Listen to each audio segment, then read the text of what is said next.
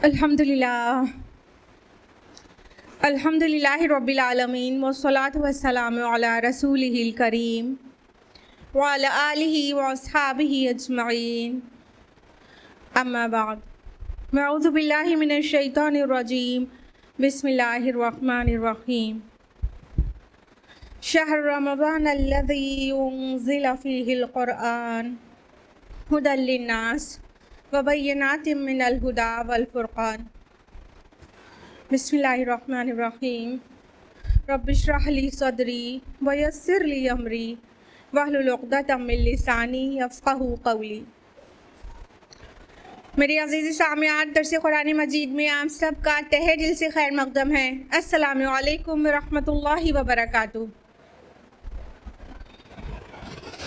कैसे आप सभी लोग? अल्हम्दुलिल्लाह। अल्लाह ताला आप सबको अच्छा रखे, हिदायत और सिरात मुस्तकीम पर रखे। अल्लाह ताला दुनिया और आखिरत दोनों में कामयाबी अता करे। आपकी सेहत बहुत अच्छी रखे ताकि आप रमज़ान को बहुत उम्दा इबादत के साथ गुजार सकें और अल्टीमेटली अल्लाह ताला हमसे और आपसे राज़ी हो जाए। आमीन या रब्बल आलमीन। आमीन, जज़ाकिल्लाह खैर। तो कौन सी सूरह चल रही है दर्स कुरान में? सूरह मुमिनून। लास्ट वीक हम लोगों ने कहाँ तक मुकम्मल किया था? आयत नंबर बताइए। 30 तक, बिल्कुल सही। तो हम लोगों ने आयत नंबर 23 से 30 के बीच में जाना था कि नूह अलैहिस्सलाम ने अपनी कौम को दावत दिया तो उसका क्या रिस्पॉन्स मिला। करेक्ट? वैसे तो याद ही होगा, बस छोटा सा रिवीजन कराते हैं कि जब अल्लाह ताला ने नूह अलैहिस्सलाम को उनकी कौम की तरफ भेजा तो उन्होंने क्या दावत दी कौम को कि या कौमे उबुदुल्लाह मा लकुम मिन इलाहिन गैरु, ऐ कौम इबादत करो अल्लाह की, उसके अलावा तुम्हारा कोई माबूद नहीं है अल्लाह के अलावा। और अफला तत्तकून, क्या तुम डरते नहीं हो? यानी शिर्क करके अल्लाह ताला के अजाब से डरते नहीं हो?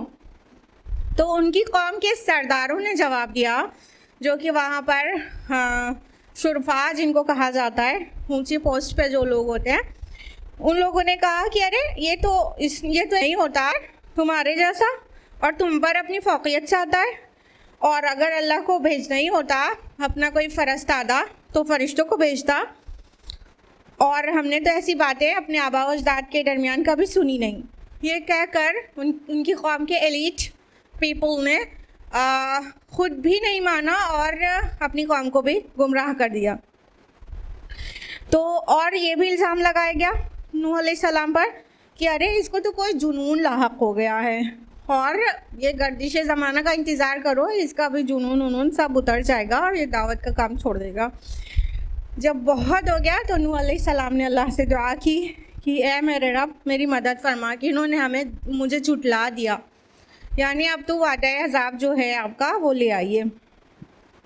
तो फिर अल्लाह ताला ने क्या हुक्म दिया कि मेरी हिदायत के मुताबिक जो ब्लूप्रिंट मैं प्रोवाइड कर रहा हूँ उस पर एक कश्ती बनाइए, और जब तन्नूर में से उबल पड़े पानी तो उस कश्ती में सवार हो जाइए और सब जानवरों में से एक एक जोड़ा रख लीजिए और अपने घर वालों को भी सवार कर लीजिए, और उनके बारे में कोई बात ना करिएगा जो जालिम है, और वो सब गर्क कर दिए जाएंगे कहीं। और फिर उनको अदब सिखाया गया हिजरत का, कहीं से निकलने और कहीं दाखिल होने का, कि जब कश्ती पर बैठ जाइएगा तो कहिएगा कुल शुक्र अल्लाह ही के लिए है, यानी अल्लाह की तरफ उसको मंसूब कर दीजिएगा कि उसका शुक्र है कि उसने हमें जालिम कौम से नजात अता की।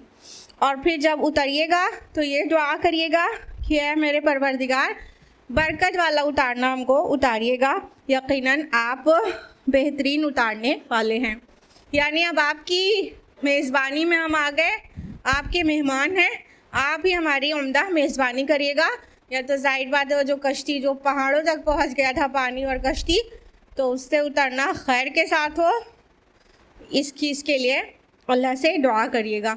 यानी वो खालिक वो पैदा भी वही करता है, राह भी वही दिखाता है, और फिर उससे कैसे मांगा जाए उसका करीना और सलीका भी वही बता देता है कि ये कह के मुझसे मांगो तो मैं ग्रांट कर दूंगा। सुभान अल्लाह। लिहाजा हाँ, इसका जो सबक था वो बता दिया गया आयत नंबर 30 में कि इसमें बड़ी निशानियां हैं और यकीनन हम आजमाने वाले तो हैं ही। यानी नूह अलैहिस्सलाम की जो स्टोरी सुनाई गई ये सिर्फ किस्से कहानियाँ जिस तरह एंटरटेनमेंट के लिए लोग सुनते हैं वो नहीं है। इसमें बहुत सारी वो उनके लिए आयात हैं, उनके लिए इबरत का सामान है कि अल्लाह और रसूल की मानो तो क्या होता है और नहीं मानो तो क्या होता है। ये मुख्तलिफ़ पहलुओं पर क्या क्या इससे नसीहतें मिलती हैं वो सब लास्ट वीक डिटेल में बताया था। आप लोग यूट्यूब पर देख लीजिएगा अगर आपको इन आयात को फिर तफसील से जानना हो। तो अब वो टाइम आ गया है कि हम आयत नंबर 31 ऑनवर्ड्स तफसील से बताएं। सो तैयार हो जाइए। आयत नंबर 31। अऊज़ु बिल्लाहि मिनश शैतानिर रजीम, बिस्मिल्लाहिर रहमानिर रहीम।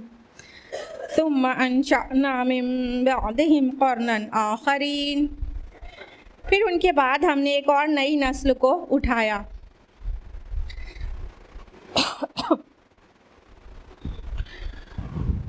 क़रनन आख़रीन अल्फाज आए हैं।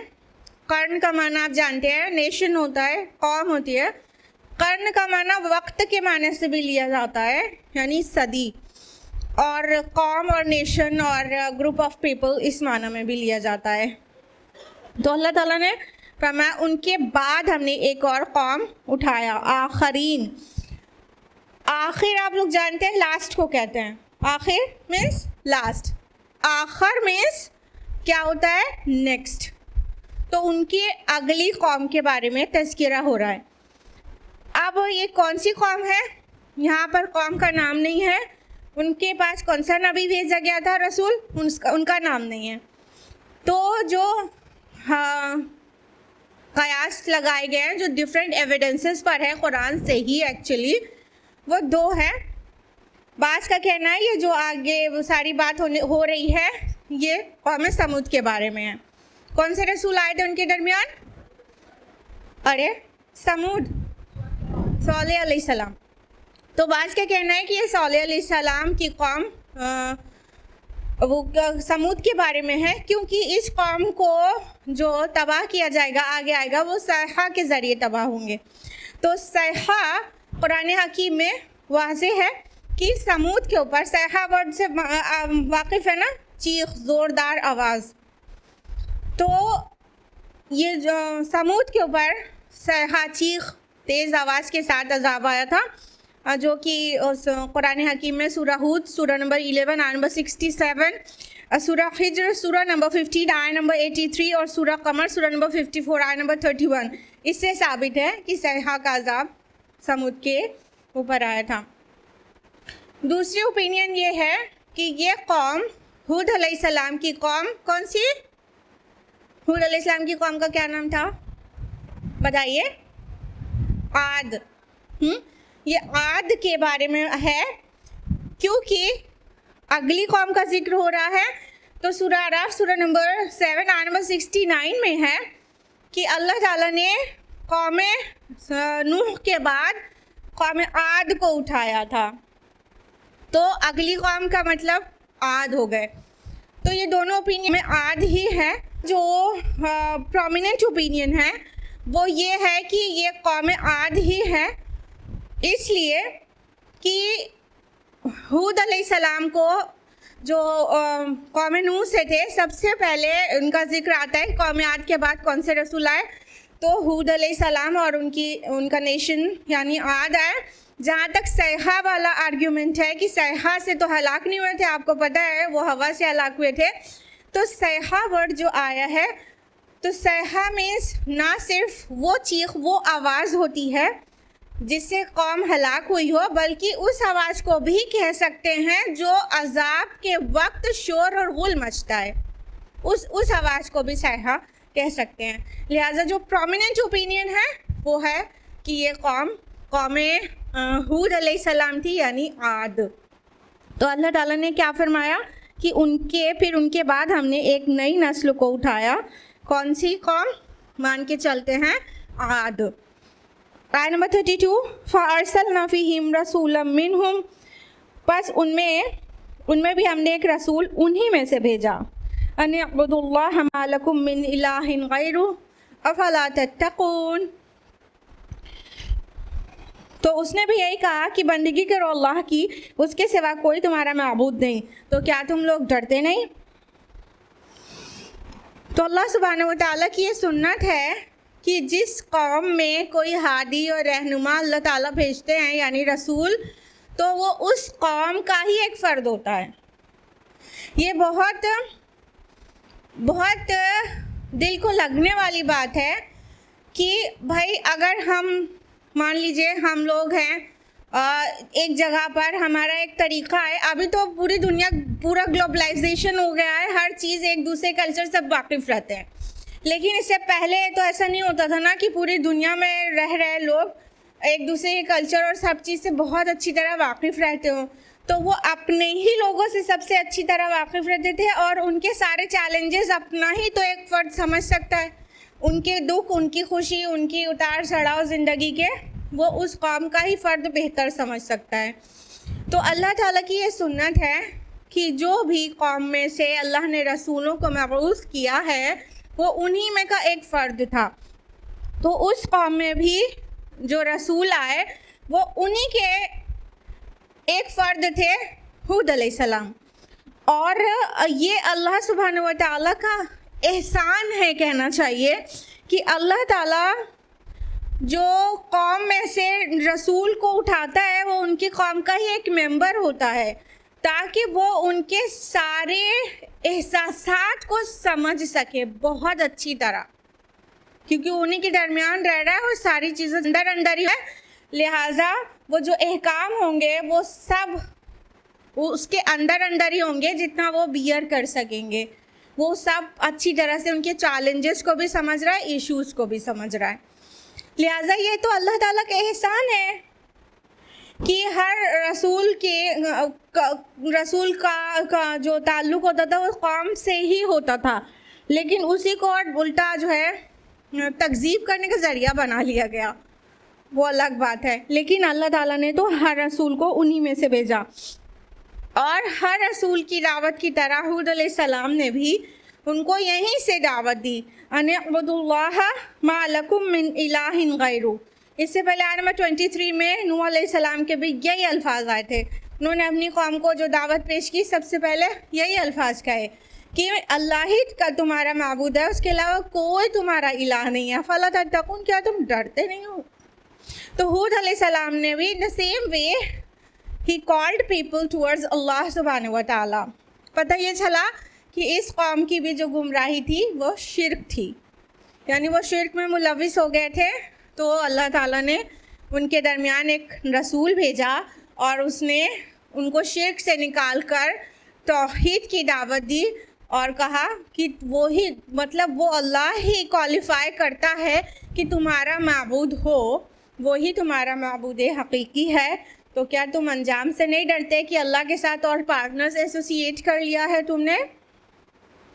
आयत नंबर 33 में जवाब आया, वक़ालल मलउ मिन कौमिही अल्लज़ीना कफ़रू व कज़्ज़बू बिलिक़ाइल आखिरा, और कहा उसकी कौम के उन सरदारों ने जिन्होंने दुनिया और आखिरत की मुलाकात से इनकार किया था, व अतरफ़नाहुम फ़िल हयातिद दुनिया, और हमने जिन्हें दुनिया की ज़िंदगी में आसूदगी दे रखी थी, मा हाज़ा इल्ला बशरुम मिस्लुकुम, ये तो कुछ भी नहीं मगर तुम्हारी तरह का एक बशर, याकुलु मिम्मा ताकुलून, और वही खाता है जो तुम खाते हो, मिन्हु ताकुलून मिन्हु व यशरबु मिम्मा तशरबून, और वही कुछ पीता है जो कुछ तुम पीते हो।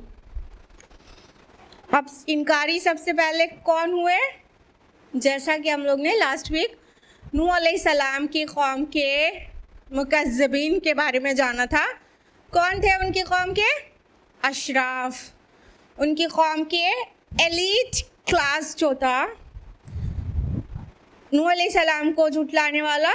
इसी तरह हूद अलैहिस्सलाम के कौम का भी एलीट क्लास जो था, उनके अशराफ, उनके पावरफुल लोग, उनके सरदार, उनके चौधरी लोग, कौम के पावरफुल लोग।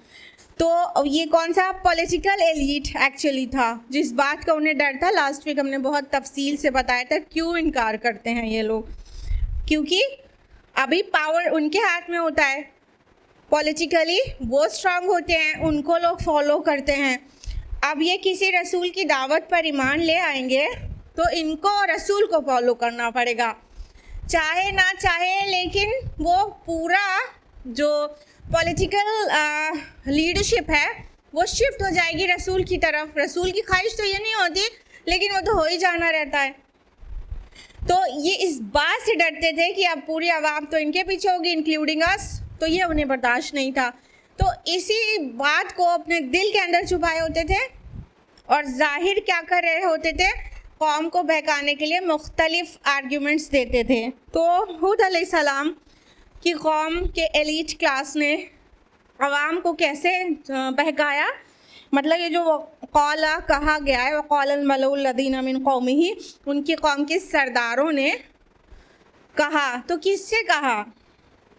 उन्होंने आवाम से कहा, आम जनता से कहा कि तुम ऐसे को अपना लीडर, अपना उन रसूल कैसे तस्लीम करोगे? क्या क्या रीजंस दिए। और पहली बात तो उनकी जो क्वालिटीज़ थी, उनकी जो सिफ़ात थी, उनके औसाफ थे, वो अल्लाह ताला ने बयान किया। नंबर एक, देखिए मुकज़्ज़िबीन के अंदर ये 3 चीज़ें ज़रूर पाई जाएंगी, ये 3 खुसूसियात तो रहना ही रहना है। नंबर एक, वो एलीट क्लास होगा। सबसे पहले इनकार करने वालों में कौन लोग होंगे? एलीट क्लास होगा, जो पावरफुल लोग होंगे, जिनके पास दौलत और सरवत होगी और उनको सरदारी हासिल होगी, सबसे पहले वो झुटलाते हैं। नंबर 2 कि वो इनकार आखिरत पर बज़िद हो जाते हैं, यानी वो आर्ग्यूमेंट बनाते हैं आखिरत को यकीनी नहीं हो सकती, ये कह के आवाम को झुटलाते हैं और ख़ुद भी आखिरत पर ईमान नहीं लाना चाह रहे होते हैं। नंबर 3 कि वो दुनियावी ज़िंदगी पर बिल्कुल फरेफ्ता होते हैं, दुनिया के दीवाने होते हैं, मालो दौलत के दीवाने होते हैं। तो ये 3 चीज़ सब में मिलेगी, यानी कुरान हकीम जिस तरह मुकज़्ज़िबीन को डिस्क्राइब करता है, उनको ऑन द होल स्टडी करेंगे तो हमें ये 3 चीज़ हर मुकज़्ज़िबीन में कौम के मिलेगी। तो अल्लाह ताला ने उसको इलाबोरेट कर दिया यहाँ पर भी कि उनकी कौम के सरदारों ने झुटलाया और क्या, सबसे पहले आखिरत की मुलाकात का इनकार किया, यानी अल्लाह से मिलना है, उसके सामने हमारी जवाबदेही है हर अमल की जो यहाँ कर रहे हैं, हर कौल की जो यहाँ कह रहे हैं, उसका हमें जवाब देना है। ये उस मुलाकात के इनकारी होते हैं सबसे पहले। तो उनकी जो एट्रीब्यूट था वो यहाँ पे बयान कर दिया गया। तीसरी बात यहाँ पे क्या बयान की गई कि उनको अल्लाह ताला ने दुनिया में बहुत कुछ अता कर रखा था, यानी अल्लाह ताला की ब्लेसिंग्स उनके ऊपर बहुत थी, मालो दौलत की शक्ल में आसूदगी, और वो वेल ऑफ थे और एलीट क्लास से बिलोंग कर रहे थे, यानी दुनिया काफ़ी कुछ अल्लाह ने अता कर दी थी। और इसी की वजह से उनके अंदर एक कन्फ्यूजन आता है, गलत फहमी हो जाती है उनको कि जब हम अल्लाह के नाफरमान होते, अगर हम बुरे होते, अल्लाह की नज़र में हम अच्छे नहीं होते, तो अल्लाह ताला ने दुनिया में हमें इतना अता क्यों कर रखा है? हाँ, अगर अल्लाह ताला के हम मग़ज़ूब बंदे होते तो अल्लाह ताला हमें दुनिया में भी नहीं देता, या तो छीन लेता हमसे। ऐसा तो कुछ भी नहीं हो रहा है, हमें तो खूब नवाजा गया है। और आखिरत तो पहली बात होने वाली नहीं है, और अगर बिलफ़र्ज़ हुई भी तो वहाँ भी दिए जाएंगे। हम अल्लाह के चहेते हैं क्योंकि हमारे पास इतना कुछ है, और जो अल्लाह का नबी, अल्लाह का रसूल अल्लाह की तरफ बुला रहा है, उसके पास तो कुछ है भी नहीं, मालो दौलत, शान शौकत, नौकर चाकर, उसके पास तो कुछ है भी नहीं। और ये कहाँ से अल्लाह का चहीता हो गया? हम चहीते हैं। तो ये सिर्फ कौम आद की बीमारी नहीं थी, आपको पता है ये आज के नेम से मुस्लिम्स का भी ये कन्फ्यूजन है। अल्लाह ने जिनको बहुत दे रखा होता है वो इस गलत फहमी में पड़ जाते हैं अल्लाह हमसे राज़ी है, फिर सूदी कारोबार कर रहे हैं तो करते रहें, फिर वो रिश्वत खोर हैं तो रिश्वत लेते रहते हैं, अल्लाह तो राज़ी है ना, 4 बोरे सीमेंट की तो दिया था मस्जिद बनवाने के लिए, अल्लाह राज़ी है। जितना चाहे रिश्वत उड़ाओ और 4 बोरे सीमेंट में जन्नत पक्की हो जाती है। यही गलत फहमी, यही दुनियावी चीज़ें। औलाद तरक्की कर रही है, एक बच्चे ने नीट क्रैक कर लिया, एक तो इंजीनियर बन के पास आउट हो गया, और दुनिया घर भर पहले छोटा सा था अब इतना बड़ा हो गया, गाड़ी एक भी नहीं थी अभी तो गाड़ियां हैं। तो गलत फहमी हो जाती है। हम अल्लाह के चहेते लोग हैं, अल्लाह ने हमें दुनिया में नवाजा हुआ है। अगर हम अल्लाह के चहेते नहीं होते तो देता क्यों हमको दुनिया में, और अल्लाह ताला हमें आखिरत में भी देगा, क्योंकि हम उसके बहुत चाहते हैं। हम तो वो गरीब लड़की की शादी भी करा देते हैं, और हम सदका खैरात करके कितनों की मदद कर देते हैं, तो बस हो गई जन्नत पक्की। तो ये गलत फहमी हो जाती है लोगों को। तो अल्लाह ताला ने बहुत वाज़ेह किया है कि अल्लाह ताला जिनके ऊपर बहुत बिगड़ रहा है, अनकरीब इनके ऊपर अजाब आने वाला है, उनको भी अल्लाह ने इतना वेल ऑफ कर रखा था, इतना नवाज के रखा था। और इस नवाजने की वजह से और ज़्यादा गलत फहमी में पड़ गए थे। तो इन शॉर्ट सबक क्या मिला?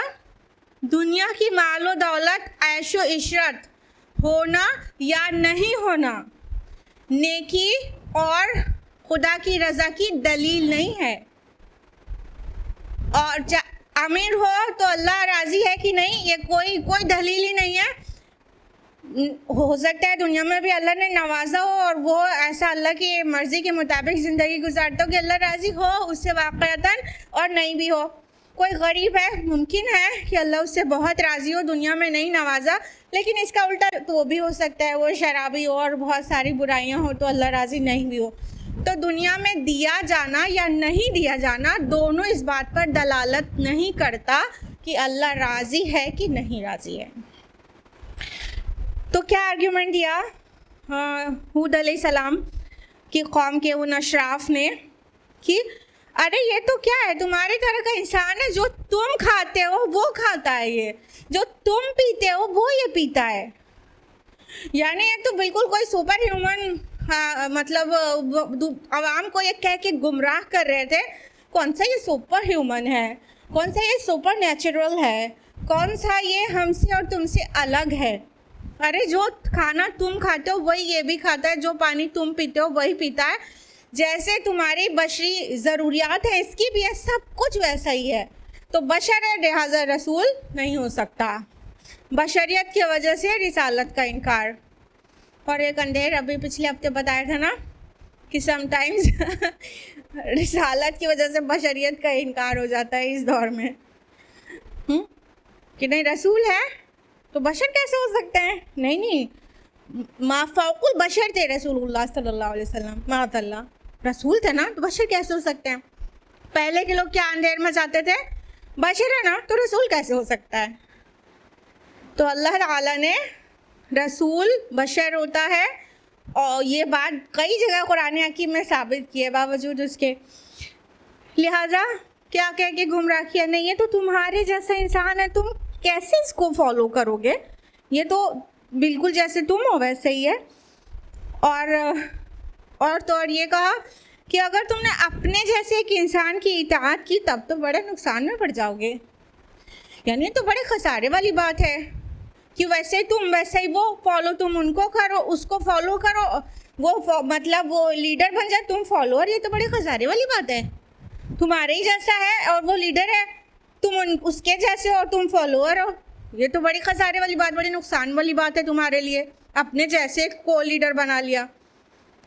जब वो मुकज़्ज़िबीन ये कह रहे थे तो ये भूल गए थे कि उनका जो लीडरशिप की दावेदारी है तो वो उनसे कौन सा सुपर ह्यूमन है, वो उनसे कौन सा माफ़ौकुल बशर है। वो भी तो वही खाते हैं, वही पीते हैं जो आवाम खाती है, उनके ऊपर लीड कर रहे हैं कि नहीं कर रहे हैं। ये उस वक्त वो ये भूल गए थे कि वो खुद ह्यूमंस हैं और वो अपनी चौधराहट चाहते हैं, और यही बात उनको डरा रही है कि ये शिफ्ट ना हो जाए इधर से उधर। तो हम खुद लीडर बने रहे इनके, उसकी वजह से कौन कौन से बेमकसद के दलाइल देकर उनको गुमराह कर रहे हैं। देखिए अक्सर ऐसा होता है, ये जो पॉलिटिकल एलिट्स होते हैं ना, वो ही एक्चुअली वो फाइनेंशियल एलिट्स भी होते हैं। यानी जो फाइनेंशियली एक्चुअली रिच होते हैं वो वहाँ तक वही पहुँच पाते हैं, या यूँ कहे जो वहाँ पहुँचे होते हैं पूरी दौलत जो आवाम की होती है वो नाजायज़ तरीक़े से हड़प के वो फाइनेंशियल एलिट भी बन जाते हैं। तो ये चूँकि फाइनेंशियल एलिट भी थे और पॉलिटिकल एलिट भी थे, तो हर एक सोसाइटी में ऐसा होता है और ये ऐसे लोग अक्सर करप्ट होते हैं। करप्शन के बाद ही तो वो इतने रिच बने होते हैं ना। तो ये जो एक्चुअली पॉलिटिकल एलिट्स हैं, इनको तो पब्लिक सर्वेंट होना चाहिए नहीं होना चाहिए। आज की दुनिया में भी हम कहते तो हैं पब्लिक सर्विस, ये जो डिफरेंट ब्यूरोक्रेट्स होते हैं वो सब पब्लिक सर्वेंट्स कहते हैं, नहीं कहते अपने को, हाँ, लेकिन कितने बड़े बड़े करप्ट्स हैं। हरगिज़ पब्लिक सर्वेंट नहीं है, वो तो पब्लिक का खून पीने वाले हैं। खून पीने वाले को सर्वेंट कहा जाता है। इस्लाम ने एक्चुअली वो निज़ाम बर्पा किया था कि जितने पॉलिटिकल एलिट्स होते थे, एलिट भी पता नहीं कहना चाहिए कि नहीं, वो एक्चुअली पब्लिक सर्वेंट थे, वो सब के सब। उमर रज़ियल्लाहु अन्हु कई बार जब किसी ओहदे पर किसी को फाइज कर रहे होते तो उससे पूरा इंटरव्यू करते, उसकी ज़रूरियात कितनी है, उसके घर में उसके कपड़े कितने हैं, उसके जूते कितने हैं, सारी चीज़ सब पूरा डिटेल पूछते, और जिसके पास ऑलरेडी ज़्यादा होता है तो उसका कम देते जिसके पास कम होता उसको ज़्यादा देते। इसको कहते हैं पब्लिक सर्विस ना। जितनी नीड है उतना लो भाई। नीड के अकॉर्डिंग वजीफ़ा सेट करते थे, स्किल पे भी रहते थे डेफिनेटली, लेकिन उनकी नीड को भी देखते थे। कितने फैमिली मेम्बर्स हैं, अभी आज कोई पूछना आता है फैमिली मेम्बर्स कितने हैं, तो उसको पेमेंट देने से पहले पब्लिक सर्वेंट बने हैं, पब्लिक सर्विस हैं, बहुत नोबल काम कर रहे हैं, सुभान अल्लाह। सब पब्लिक का खून चूस के नोबल काम कर रहे हैं, सुभान अल्लाह। हाँ, तो ये जो मतलब हर दौर में ऐसा हुआ है, अभी भी होता है, हमेशा ऐसा हुआ है कि ये पॉलिटिकल एलिट्स फाइनेंशियल एलिट्स बन जाते हैं। इनफैक्ट जो पॉलिटिकल एलिट्स होते हैं वही फाइनेंशियल एलिट्स होते हैं और आवाम को चूस डालते हैं, उन पर बहुत जुल्म करते हैं। इस्लाम ने आके इसको दूर किया है। किसी रसूल को इतनी बड़ी रूलिंग नहीं मिली जितनी हमारे रसूल सल्लल्लाहु अलैहि वसल्लम को मिली कि कायम हो गया पॉलिटिकली इस्लाम पूरे ख़ित्ता अरब पर, तो कायम हो गया, उसको दिखा दिया गया। लेकिन उससे पहले के रसूलों ने बुलाया हक़ की तरफ, उनकी मतलब रियासत कायम नहीं हो सकी, लेकिन लीडर तो वो बन ही जाते थे। फॉलो तो उम्मत को करना ही करना, वो तो फ़र्ज़ है। बहरहाल तो इस तरह से कौम के सरदारों ने, आवाम चूँकि भोली भाली होती है, जैसा बोल दो वैसा समझ जाती है, समझा दो समझ जाती है, भड़का दो बहक जाती है। तो उस तरह आवाम को भड़का कर अपना बनाए रखने के लिए सबको गुमराह कर दिया। आयत नंबर 35, अयअदुकुम अन्नकुम इज़ा मित्तुम व कुंतुम तुराबन व इज़ामन अन्नकुम मुखरजून। क्या वो तुमसे ये वादा करता है कि जब तुम मरकर मिट्टी और हड्डियाँ हो जाओगे तो फिर से निकाले जाओगे? अब देखिए आयत नंबर 35 में कहा क्या, अयअदुकुम, क्या तुमसे ये वादा करता है। ये एक्चुअली जो वादा लफ्ज़ आया है, वादा यअदु, ये वादे के माने में ना आकर बल्कि डराने के माने में आए। क्या तुमको इस बात से डराता है? इसकी दलील हम आपको देते हैं, सूरह बकरा सूरह नंबर 2 आयत नंबर 168, अशैतानु यअदुकुमुल फ़क़्र व यअमुरुकुम बिल फ़हशा। शैतान तुमको गरीबी फ़कीरी से डराता है और फहश का हुक्म देता है। तो यहाँ डराने के माने में आया ना वादा, तो ये वादा यअदु यहाँ पर आया डराने के माने में। तो वो क्या तुमको इस बात से डराता है कि अब तुम मर जाओगे, मिट्टी हो जाओगे, चूरा चूरा हो जाओगे, हड्डियाँ तुम्हारे मतलब मिट्टी में घुल मिल के ख़त्म हो जाएंगी, नेस्त नाबूद हो जाएंगे, तो तुम्हें फिर से निकाल के खड़ा किया जाएगा। यानी मतलब कहने का उनके कि ये कैसी कैसी बातें कर रहा है, क्योंकि ये जो एलिट क्लास होता है ना, ये बासे बादल मौत को सबसे बैकवर्ड चीज़ मानता है। क्या दुनिया को क्या दिखाता है, आज भी यही होता है, इतने पहले भी होता था, सुभान अल्लाह। आज आप तो जानते हैं किसी एलिट क्लास से बात करो तो उनका दिमाग कैसा होता, क्या बिल्कुल पुरानी बातें कर रहे हो, मर के कोई जिंदा होगा, मिट्टी और चूरा चूरा जला दिया जाएगा और मिट्टी में मिल जाएगा, फिर उसके बाद कोई दोबारा उठाएगा, there is no life after death. What are you saying man? मतलब उनका दिमाग कहाँ जाता है? ये तो मतलब तस्वुर से बाबरा चीज़ है कि दोबारा उठा के ज़िंदा कर दिया जाए। ये कैसी बात करे? तुमको मरने के बाद जी उठने और उसको सवाल जवाब होगा, इस बात से डराता है तुमको? क्या जवाब दिया? हई हाथ लिमा तुक़दून, नामुमकिन, बहुत ही दूर की बात है जिसका तुम वादा किए जा रहे हो। हई हाथ जो लफ्ज़ है ये कलमा बहुत है, कोई चीज़ बहुत दूर की हो जिसको इम्पॉसिबल कहते हैं उसके लिए ये आता है। और अगर तकरार हो जाए, एक के बाद दोबारा आ जाए हई हाथा, तो ये मुबालगा बन जाता है कि बहुत दूर की बात है। This is completely impossible that you would be resurrected, revived. No, it's not possible at all. इस वे में कहना हो तो इस तरह हई हाथा, तो वो दिखाना ये चाहते तो हो ही नहीं सकता है, ये तो बहुत दूर की बात है।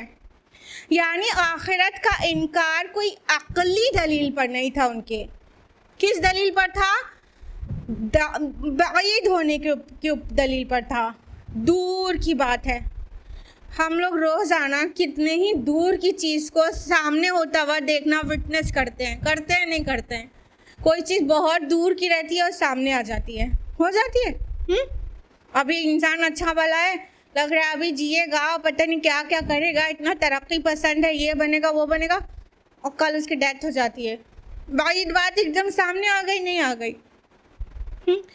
तो आखिरत साबित होती है एक्चुअली अक्ली दलील से, और आखिरत का जब इनकार किया जाता है तो वो दलील अक्ली नहीं होती, रैशनल आर्ग्यूमेंट नहीं है।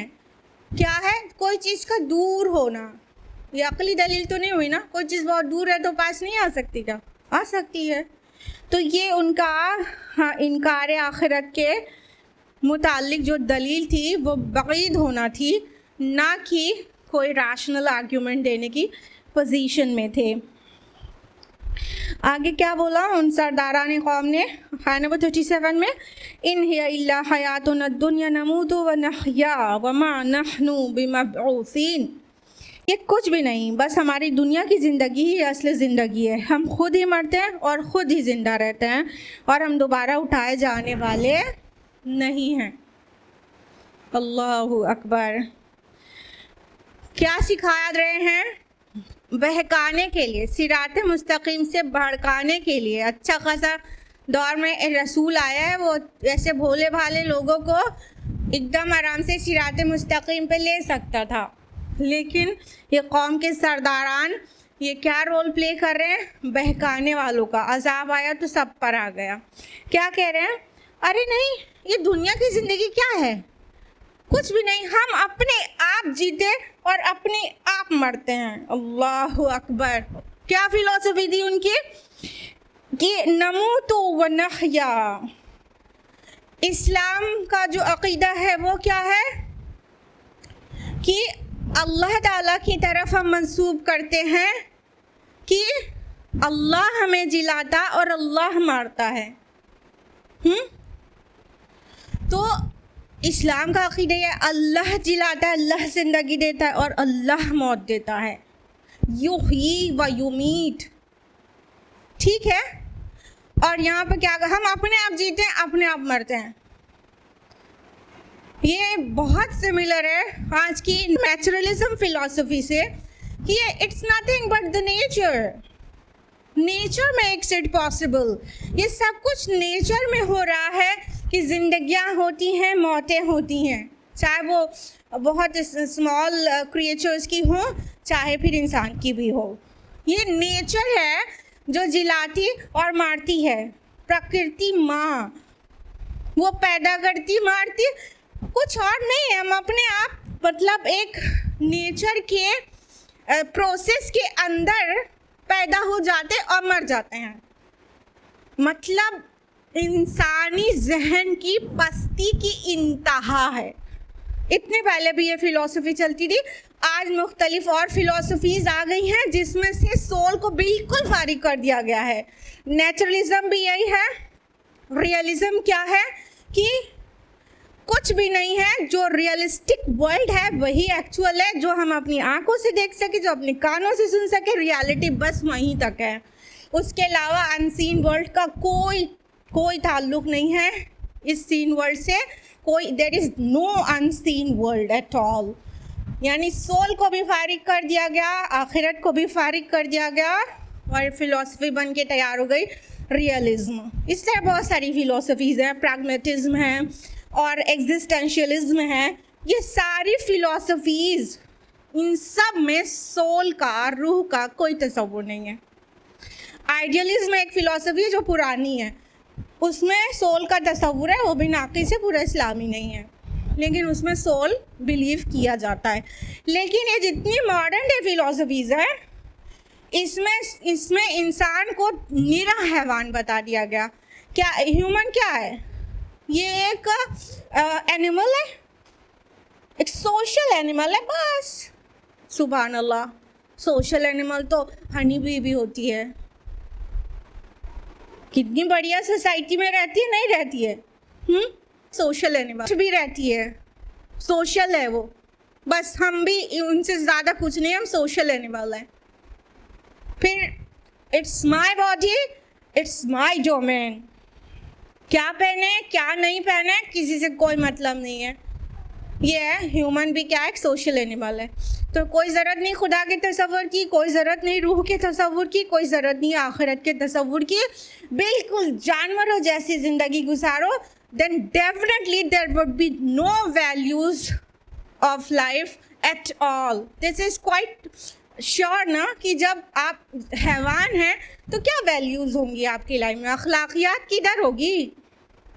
अखलाकियात से ही फारिग कर दिया गया ना अब सोशल एनिमल बता के, और ऐसी ऐसी फ़िलॉसफीज़ गढ़ कर। कुरान आने के बाद भी ऐसी ऐसी फ़िलॉसफीज़ आई हैं हमारे, और आपकी कमी है ये ना कि हम हैं कुरान के हामिल कौम, और ऐसी ऐसी फ़िलॉसफीज़ प्रिवेल कर रही हैं वर्ल्ड पे जो पूरी निरी इल्हाद पर हैं, एथीज़्म पर, और हम actual philosophy of the Quran लेकर नहीं उठ रहे हैं। तो ये इतने पहले से होता रहा है। कैसा अल्लाह ताला को कैसा गाली दे रही है इंसानियत, जिसने उन्हें पैदा किया उसी के तस्वुर से फारिग कर दे रहे हैं लोगों को, दिमाग को। ये पहले से हो रहा है, आज तक हो रहा है। और जो जितना इन सब चीज़ों से मतलब उसका जहन फारिग है, उतना ही डेवलप्ड है भाई, नहीं तरक्की याफ्ता, तरक्की पसंद है। वो इन दुनिया भर के पचड़ों में नहीं पड़ता है, उसकी लाइफ बहुत इजी है। इजी तो रहेगी ना, हलालो हराम का तस्वुर है उसे, ना कि कहीं पे उसे अपने नफ्स को रोक लगानी है, तो जिधर भी चाहेगा मुंह मारेगा। उसके नतीजे में आपकी सोसाइटी में इतनी गंदगी नहीं पनपती है क्या? करप्शन के साथ साथ बेहयाई, ना आबरू ना इज्जत, कुछ भी नहीं, इतने जराइम नहीं पनपते हैं क्या? तो इसी तरह सोल से फारिग करते रहो इंसानियत को, फिर इतने सारे जराइम से पुर सोसाइटी दुनिया को दो। यही होगा अल्लाह और आखिरत का इनकार करने के बाद। देखिए ये आखिरत का तस्वुर ही है जो इंसान को इंसान बनाता है, जिसको ह्यूमैनिटी इंसानियत सबसे बड़ा दीन है कहा करते हैं ना दुनिया वाले, हमको बहुत गुस्सा आता है। एक्चुअली ये आखिरत का तस्वुर है जो इंसानियत लाता है, नहीं तो एकदम तन्हाई में कौन रोकेगा आपको गुनाह करने से? कौन रोकेगा? कहाँ जाएगी आपकी इंसानियत उस वक्त जब आखिरत का तस्वुर नहीं होगा कि एटलीस्ट अल्लाह तो देख रहा है, वही रोकेगा ना। यही तस्वुर रोक पाएगा, बिल्कुल तन्हाई में हो आप और बहुत पावर भी हो आपके पास कि बिलफर्ज पकड़ में आ भी गए तो अपनी दौलत से बचा लेंगे अपने को, और अभी कोई नहीं देख रहा है तो फिर आपको कोई नहीं रोक सकता ना गुनाह से, गलत काम से। ये इंसान के अंदर अखलाकियात आती ही है आखिरत के तस्वुर से। लिहाजा उसी ईमान की दावत में जब कहा जा रहा होता है अल्लाह एक है, तो रसूल अगली दावत देता है, वो है बासे बादल मौत की, ये मरने के बाद दोबारा जिलाया जाएगा, एक जिम्मेदार मखलूक बन के ज़िंदगी गुजारो।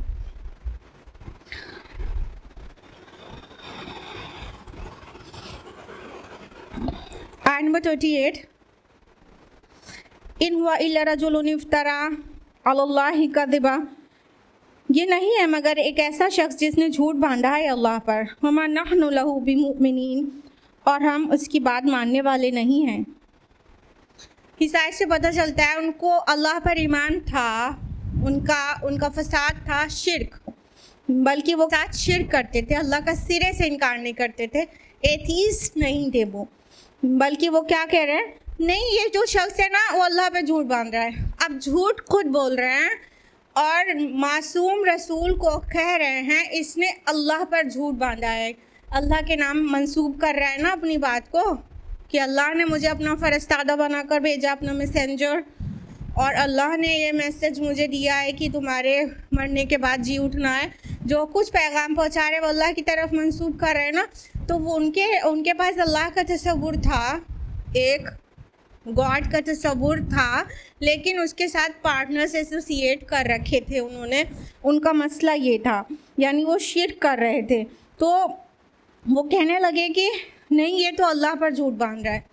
और प्रीवियस आयत में एक वर्ड हम आपको एक्सप्लेन करना चाहते थे, भूल गए, जो ये आया ना, इन हिया इल्ला हयातुन दुनिया, कि ये कुछ नहीं मगर दुनिया ही की ज़िंदगी सब कुछ है। दुनिया का माना क्या होता है बताइए? हाँ बिल्कुल, दानू से है, दाल वाव नून, इसका मतलब होता है करीब की चीज़, ठीक है।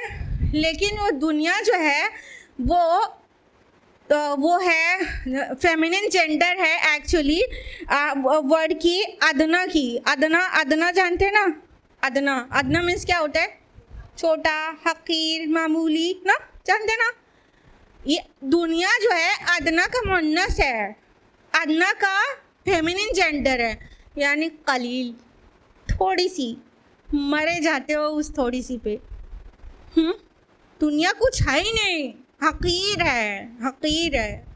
जैसे आला लफ्ज़ आप सबके नज़दीक मारूफ है, उसका जो मुअन्नस होता है उलिया होता है, उसी तरह अदना का दुनिया होता है। यानी किसी फेमिनिन ऑब्जेक्ट या किसी चीज़ को हकीर और थोड़ी सी बताना होगा तो उसको दुनिया कहेंगे। हमारे नज़दीक दुनिया तो अल्लाह अकबर सबसे बड़ी चाहने वाली चीज़ हो गई, तो हम अदना चीज़ को चाहते हैं, हकीर चीज़ को, दुनिया को। और जब ये दुनिया को चाहते हैं तो फिर उसको कमाने, उसको पाने के लिए किसी भी हद तक जा सकते हैं झुटलाने में।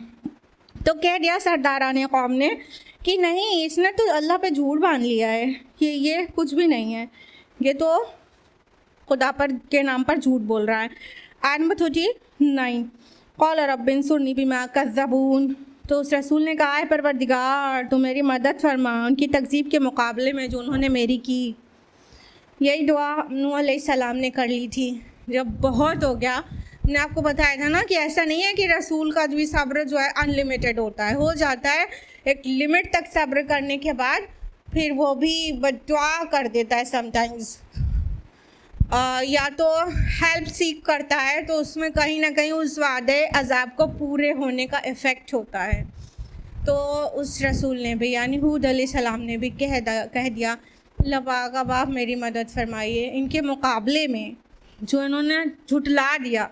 ये पहली बार झुटलाने पर थोड़े नए अल्फाज आए हैं, मुसलसल झुटलाने के बाद रसूल के ज़ुबान से ये दुआ निकलती है। आयत नंबर 40 नादिमीन, अल्लाह ने फरमाया कि कुछ ही देर में ये लाजिमन हो जाएंगे पछताने वाले। दुआ पहुँची अल्लाह ताला के पास, ग्रांट हो गई।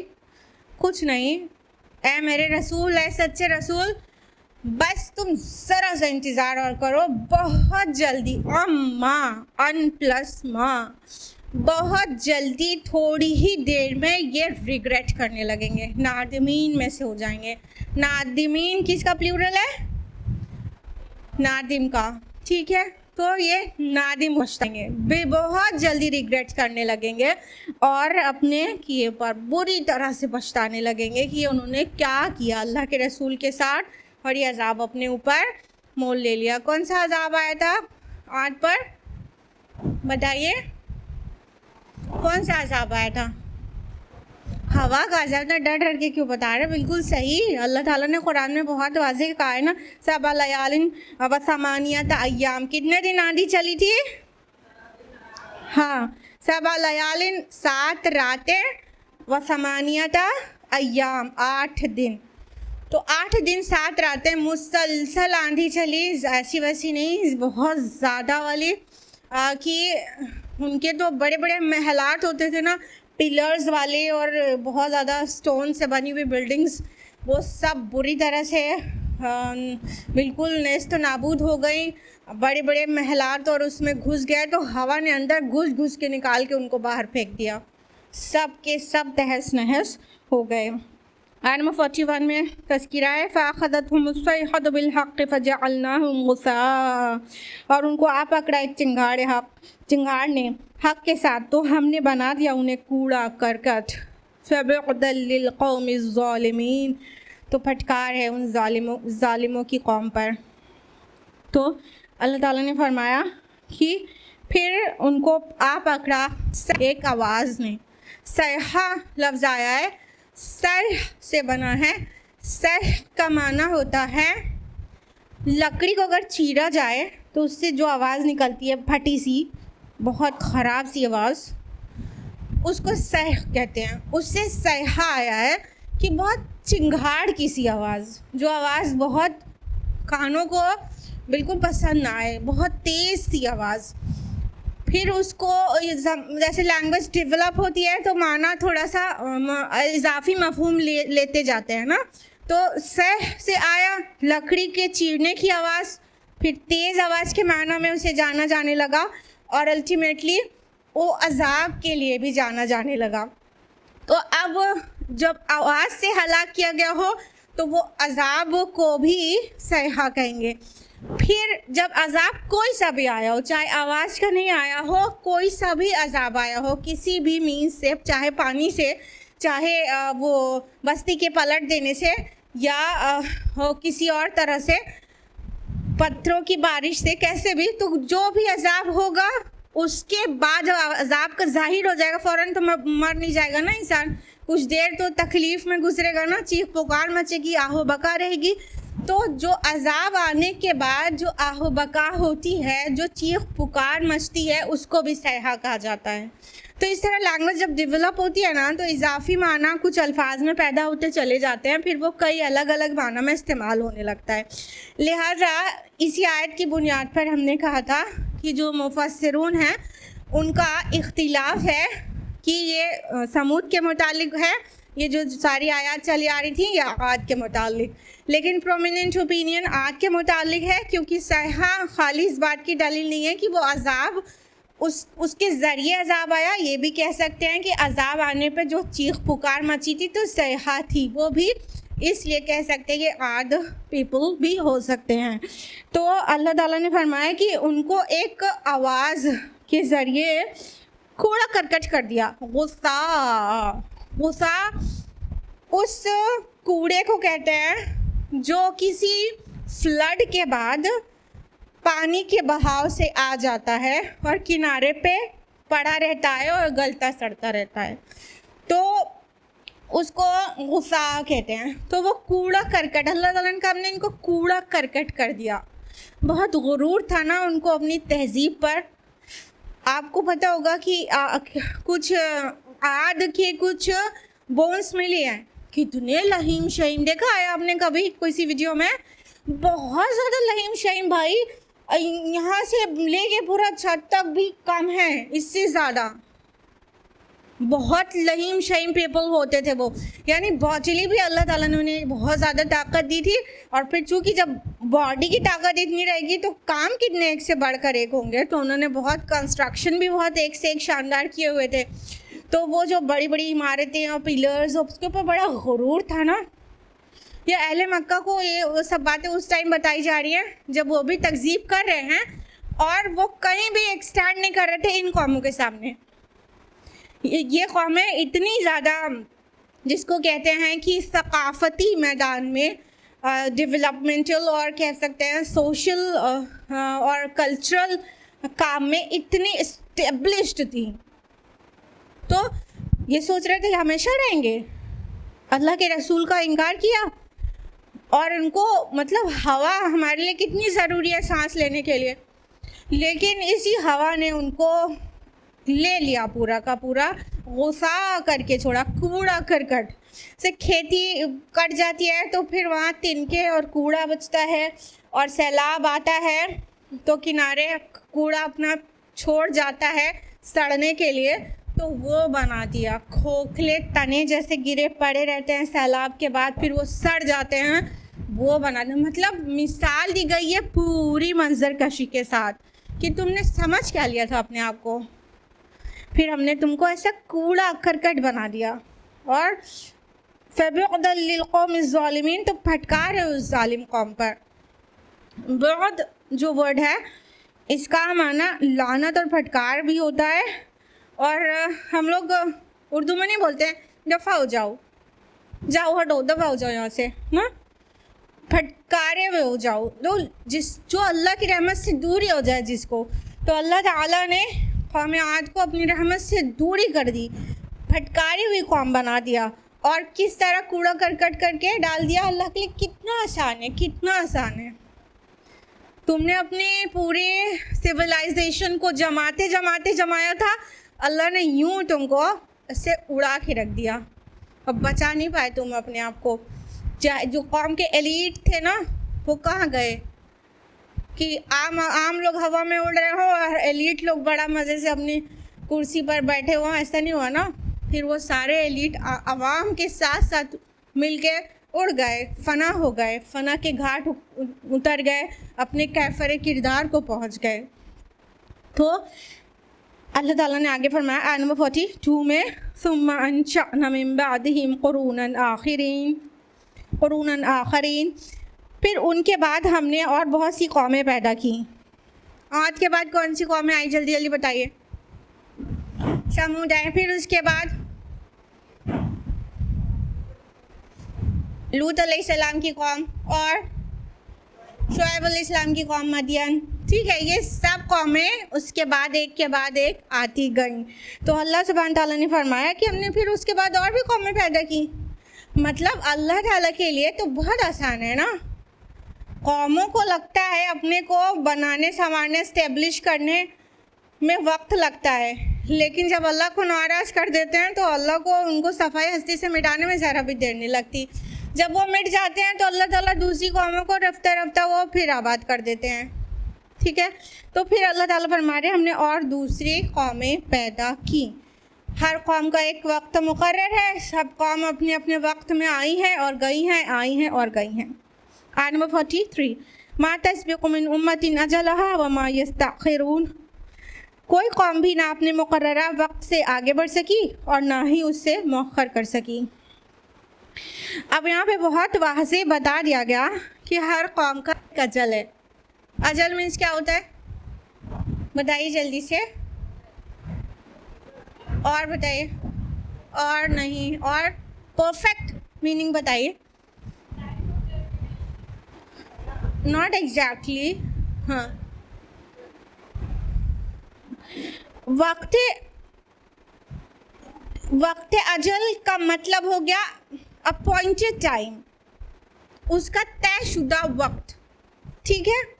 तो हर कौम का एक अजल है, मतलब उसका तयशुदा वक्त है। कहते हैं ना जब अजल आ जाती है ना, मुकर्ररा वक्त, मौत को यूजुअली कहते थे ना कि वक्त अजल आ गया बस चले गए ना। तो मुकर्ररा वक्त जो अपॉइंटेड फिक्स्ड टाइम रहता है उसको कहते हैं अजल। तो अल्लाह ताला कह रहे हैं हर कौम के लिए एक अजल है। Yes, there is an appointed time for every nation कि वो स्टैब्लिश हो, फिर अपने उरूज को पहुँचे, फिर वो पस्ती की तरफ उसका जवाल आए जैसे इंसानों का होता है, और फिर वो मर जाए और ख़त्म हो जाए। तो नेशंस की भी डेथ होती है, तो नेशंस भी इंसानों की तरह है। एडलर का गालिबन कॉल है ना कि मतलब ये जो नेशंस हैं वो भी ह्यूमन की लाइफ की तरह उनकी लाइफ होती है। पहले बच्चे होता है इंसान, फिर जवानी को पहुंचता है, पूरी ताकत के जोर पर पहुंचता है, फिर उसके बाद थोड़ी कमज़ोरी लाख होती है, फिर मर जाता है। बिल्कुल ये पूरा प्रोसेस नेशंस के लिए भी होता है, कौमों के लिए भी होता है। कौम उभरती है, अपने पीक पर पहुंचती है, फिर उसमें अखलाकी ख़राबियाँ आती हैं तो जवाल शुरू हो जाता है, फिर वो उनकी डेथ हो जाती है अल्लाह ताला के हुक्म से। तो ये हर कौम का एक वक्त अजल है। यहाँ पे बहुत ज़्यादा कॉम्प्रिहेंसिव बात बहुत थोड़ी सी में कह दिया गया है। इसको पूरा अगर खोल के बोले तो ये होगा मतलब कि एक कौम को अल्लाह ताला कायम करते हैं, फिर उनमें जब गुमराही आने लगती है तो एक रसूल को भेज दिया जाता है, और रसूल उनको हक़ की तरफ बुलाता है, और जब तक अल्लाह ताला चाहता है उनको मोहलत दिए रहता है। यानी सलीमुल फितरत इंसान कोई भी बच्चा रहता है तो उस तक वो दावत पहुंच जाए और वो मान ले उतनी मोहलत दी जाती है। फिर वो नहीं मानते तो फिर उनकी डेथ का टाइम आ जाता है। फिर उस कौम पर कोई अल्लाह अज़ाब ला देता है रसूल की नाफरमानी करने की वजह से, तो फिर वो अज़ाब उनको पेरिश करके रख देता है। तो ये पूरी बात हो गई। इसको बहुत कन्फाइंड करके कहा गया कि कोई कौम ना ही अपने मुकर्ररा वक्त से आगे बढ़ सकी और ना ही उसे मुअख्खर कर सकी, यानी ना ही कोई पेरिश होने में, उनके डिस्ट्रॉय होने में, ना ही 1 मिनट पहले हुआ है कोई कौम फना के घाट उतर गई है, और ना ही 1 मिनट के बाद। उसका वक्त मुकर्रर था, उसकी मोहलत अमल जितनी थी उतनी पूरी दी गई थी कौम को भी, ऑन द होल, जैसे इंसान के लिए है से ऑन द होल पूरे नेशन के लिए भी यही है। आयत नंबर 44, सुम्मा अरसलना रसूलना तत्रा, फिर भेजा हमने अपने रसूलों को पै दर पै, कुल्लमा जाअ उम्मतन रसूलुहा कज़्ज़बूहु फअत्बअना बअदहुम बअदा, जब भी किसी कौम के पास आया उसका रसूल तो उन्होंने उसे झुटलाया, तो हमने भी एक के पीछे दूसरी को लगा दिया। वजअलनाहुम अहादीस, और हमने बना दिया उनको किस्से कहानियाँ। फबुअदल लिक़ौमिन ला युमिनून, तो फटकार है उस कौम पर जो कि ईमान नहीं लाती। अब अल्लाह ताला वज़ाहत के साथ कह रहे हैं सुम्मा अरसलना रसूलना तत्रा जो वर्ड है वो एक्चुअली वतरा से है। वित्र मीन्स क्या होता है? ऑड, ठीक है। तत्रा मतलब सक्सेशन, पे दर पे, एक के बाद दूसरे, लगातार, मुतवातिर कहते हैं ना उर्दू में। तो अल्लाह ताला ने मुतवातिर रसूलों को भेजा है। सूरह फातिर सूरह नंबर 35 आयत नंबर 24 में फरमाया व इम्मिन उम्मतिन इल्ला खला फीहा नज़ीर, और कोई उम्मत नहीं ऐसी नहीं जिसमें हमने ख़बरदार करने वाला नहीं भेजा। हर कौम को एक के बाद एक अल्लाह ताला ने रसूलों को, गाइड को, हादी को भेजा है कि उनको हक़ की तरफ दावत दे और उनको बुरे अंजाम से डरा दे। तो ये एक के बाद एक आए हैं रसूल, बहुत जल्दी रसूल आए। कुछ रसूल नबी तो एक साथ एक टाइम में दो का एग्जिस्टेंस कुरान से भी वाज़े होता है, ना सिर्फ एक के बाद एक बल्कि एक वक्त में दो। जल्दी से 2 एग्जाम्पल्स बताइए कुरान के। जल्दी बताइए। मूसा और हारून अलैहिस्सलाम और बिल्कुल इब्राहिम अलैहिस्सलाम और लूत अलैहिस्सलाम, ये दोनों सेम टाइम पीरियड पे भी थे इवन, और एक के बाद एक हमेशा आए हैं। सबसे बड़ा गैप तारीख़ ने देखा है तो किन दो रसूलों के बीच में?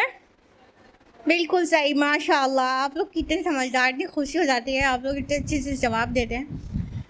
मसीह अलैहिस्सलाम और रसूलुल्लाह के बीच में सल्लल्लाहु अलैहि वसल्लम 600 साल का गैप था ना। 570 ईस्वी में पैदा हुए रसूलुल्लाह सल्लल्लाहु अलैहि वसल्लम और 610 ईस्वी में आपको पहली वही आई। तो ये तकरीबन 600 साल का जो गैप है, ये सबसे बड़ा गैप तारीख़ में नोटेड है। उसके अलावा रसूल बहुत मुतवातिर आते रहे हैं।